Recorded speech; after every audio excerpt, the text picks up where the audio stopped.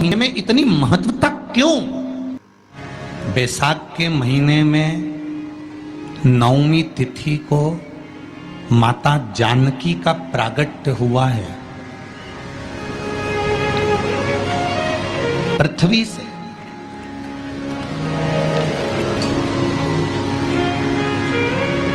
कभी एक विचार करिएगा कि नरसिंह अवतार बैसाख के महीने में हुआ, कुर्म अवतार बैसाख के महीने में हुआ, हयग्रीव अवतार बैसाख के महीने में हुआ, परशुराम अवतार बैसाख के महीने में हुआ, माता जानकी का अवतार बैसाख के महीने में हुआ। आखिर बैसाख के महीने में, माधव महीने में इतनी महत्वता क्यों?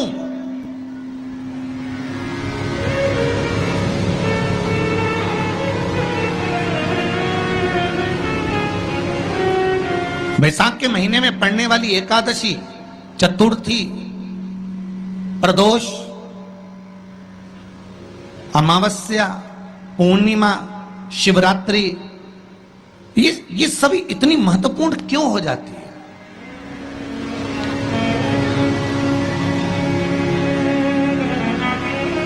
इसकी महत्वता इतनी प्रबल क्यों हो जाती है? किस लिए?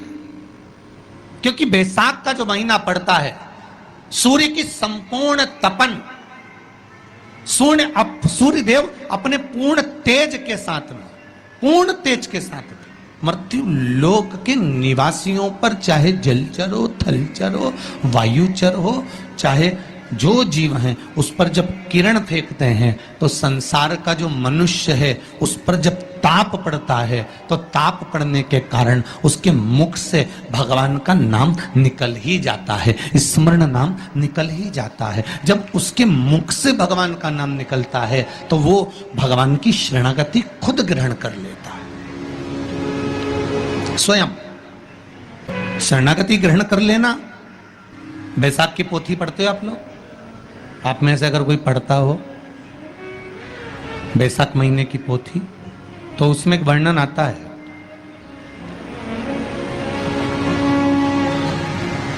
गीता प्रेस गोरखपुर के कल्याण अंक में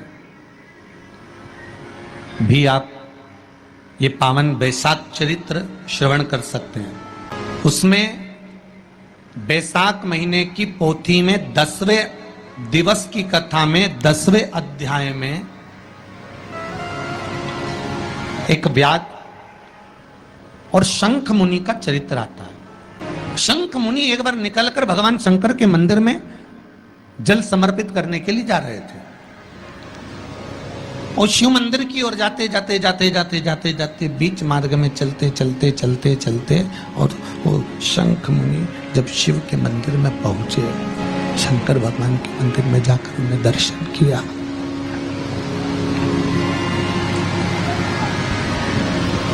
जल का पात्र उठाया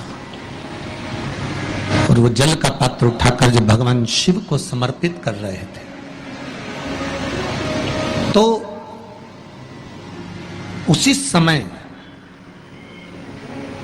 जल का पात्र उठाकर जब शंकर भगवान को समर्पित करा गया और शंख मुनि निकलकर जब बाहर आ रहे थे, आते आते शंख मुनि के मन में एक भाव उत्पन्न हो गया कि जब हम भगवान शिव को कुछ वस्तु समर्पित करते हैं तो उसका फल, उसका पुण्य फल हमें कितने समय में प्राप्त होता है। ये शंख मुनि के मन में एक विचार जागृत हो गया, शंख मुनि के मन में एक भाव जागृत हो गया। एक लोटा पानी जो भगवान शंकर को समर्पित करता है, मरने के बाद तुम्हारी औलाद तुम्हारा किसी पवित्र नदी में तर्पण करे ना करे, तुम्हारा शिव को दिया हुआ जल तुम्हारे खाते में पहुंच जाता।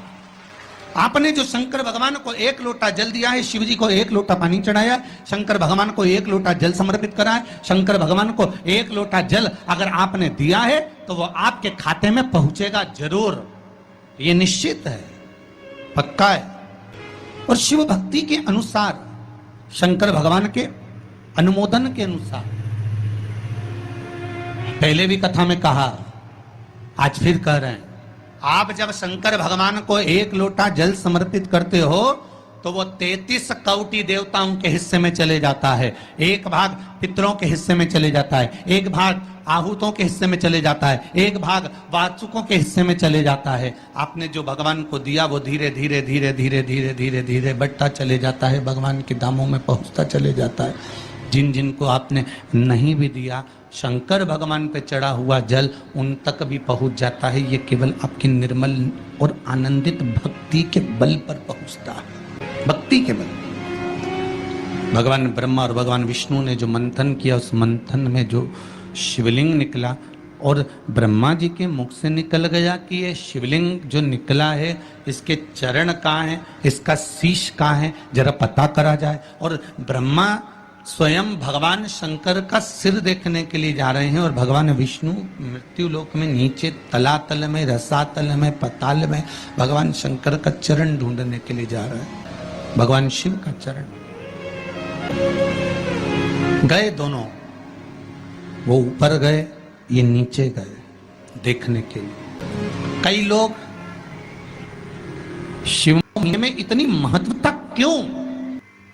बैसाख के महीने में नवमी तिथि को माता जानकी का प्रागट्य हुआ है पृथ्वी से।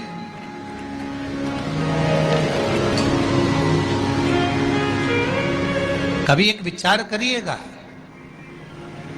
कि नरसिंह अवतार बैसाख के महीने में हुआ, कुर्मा अवतार बैसाख के महीने में हुआ, हयग्रीव अवतार बैसाख के महीने में हुआ, परशुराम